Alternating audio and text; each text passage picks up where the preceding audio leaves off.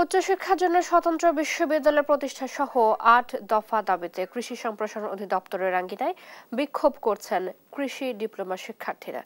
এ সময় অধিদপ্তরের মূল ফটক আটকে কর্মকর্তা কর্মচারীদের ভেতরে প্রবেশ করতে দেননি আন্দোলনকারীরা। তারেক মাহমুদ সুজনের রিপোর্ট, জানাচ্ছেন আলী আক্কাস আকাশ।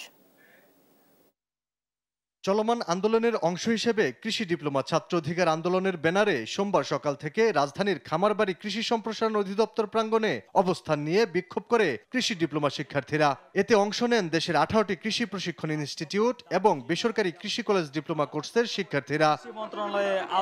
এ সময় অধিদপ্তরের মূল ফটক আটকে দিয়ে কর্মকর্তা কর্মচারীদের ভেতরে প্রবেশে বাধা দেয় আন্দোলনকারীরা। জানান ৮ দফা দাবির বিষয়ে বারবার আশ্বাসের পরও কার্যকর কোনো পদক্ষেপ নেওয়া হয়নি। আমরা প্রশাসনিক ভবনে তালা দিয়েছিলাম, কিন্তু সেখানে আমাদের শিক্ষকরা তালা ভেঙে প্রবেশ করে, এই জন্য আমরা রাজপথে নামতে বাধ্য হয়েছি। আমরা রেজুলেশন চাই না, আমরা সুস্পষ্ট প্রজ্ঞাপন চাই যে ডুয়েটের ন্যায় কৃষি ডিপ্লোমা প্রতিষ্ঠানের শিক্ষার্থীদের স্বতন্ত্র কৃষি বিশ্ববিদ্যালয় চাই। দাবি না মানা পর্যন্ত আন্দোলন চালিয়ে যাওয়ার হুঁশিয়ারিও দেন শিক্ষার্থীরা। যতক্ষণ পর্যন্ত আমাদের প্রজ্ঞাপন জারি না করা হবে, যতক্ষণ পর্যন্ত প্রজ্ঞাপন জারি না দিয়ে আমাদের আশ্বস্ত করা হবে, ততক্ষণ পর্যন্ত আমাদের ডিপ্লোমাধারী সংগ্রামী ভাই ও বোনেরা এক পাও রাজপথ ছাড়বে না।